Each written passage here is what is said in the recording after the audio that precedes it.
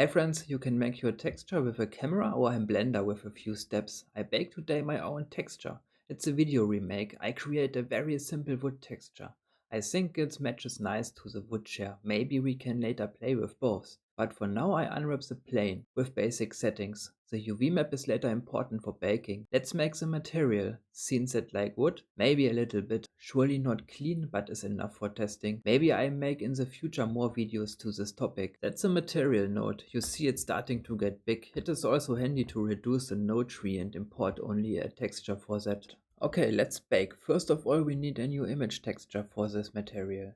I chose also basic settings. The mesh get a UV map if you unwrap your object. We can check that here. Sometimes we have more than one UV map. Sounds like a new tutorial idea. Now I change the render engine to cycles. You see we have no lights in the scene, only the plane.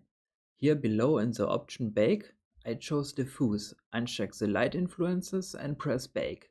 Here we go, control space for full screen and don't forget to save. Then thanks so much for joining in and see you next time.